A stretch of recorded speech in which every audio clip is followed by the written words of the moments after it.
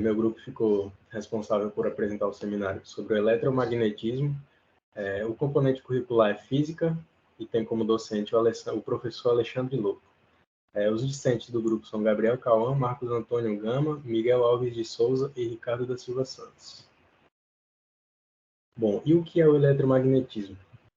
O eletromagnetismo é uma das forças fundamentais da natureza, que descreve a relação entre a eletricidade e o magnetismo.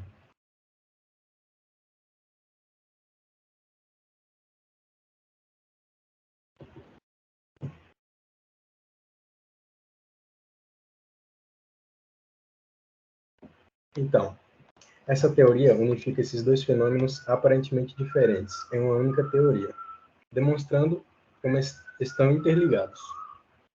A eletricidade e o magnetismo estão intimamente relacionados.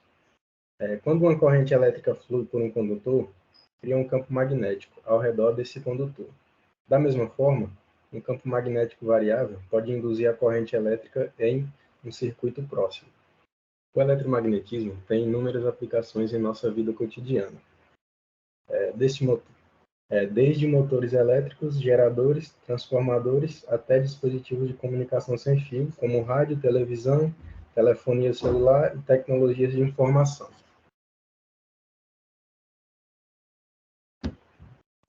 Dando continuidade na fala, um dos conceitos importantes é a carga elétrica, que é uma propriedade intrínseca da matéria que é conservada e quantizada.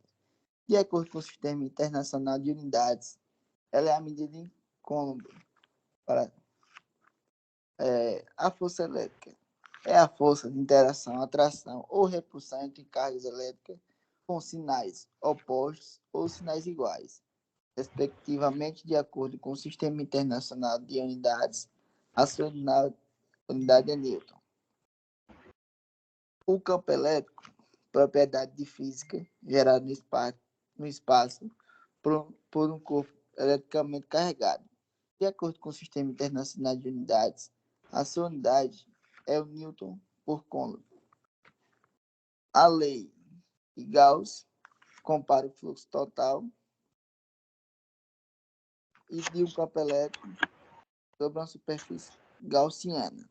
Superfície fechada, a carga elétrica total que está envolvida pela superfície sob constante pivosidade do vácuo. A potenciação elétrica indica a energia necessária para transportar uma carga elétrica entre dois pontos em um espaço com campo elétrico. De acordo com o Sistema Internacional de Unidades, ela é medida em volt. Para saber mais sobre esse conceito.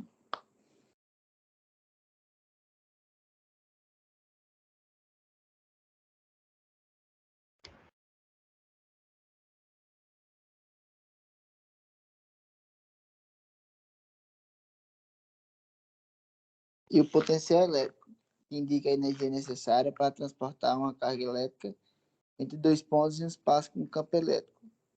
De acordo com o Sistema Internacional de Unidades, ela é medida em volt.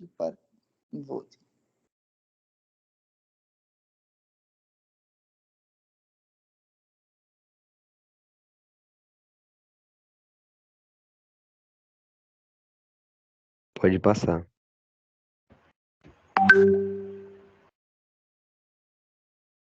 Bom, dando continuidade aos conceitos importantes do eletromagnetismo,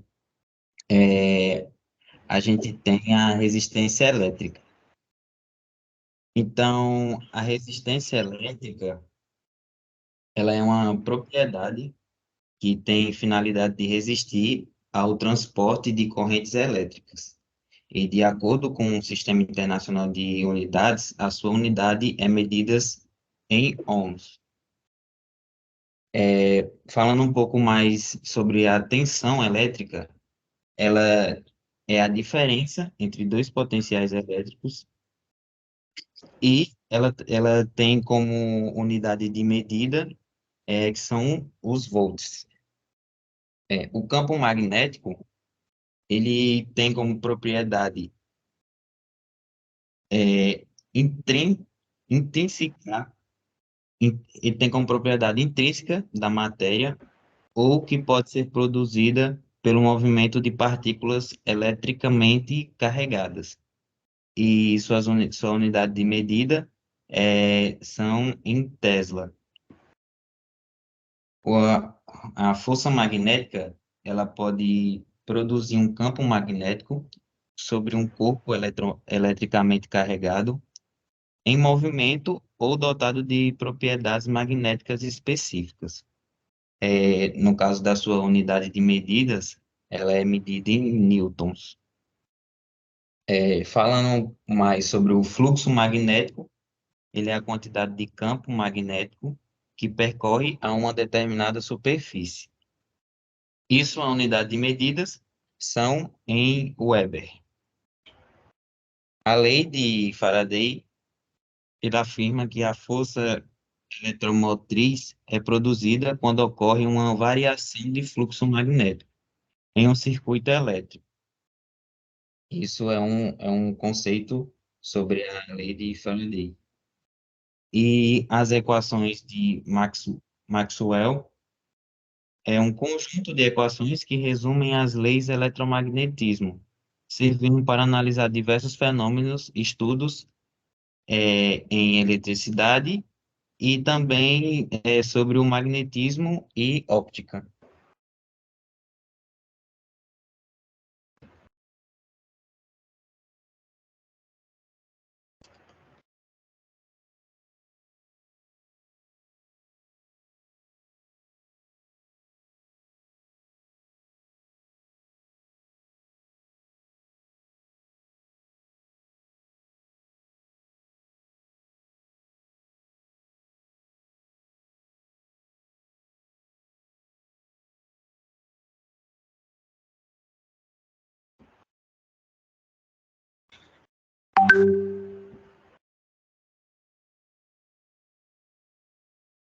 Contato, o Q1 é a carga 1 e o Q2 é a carga 2.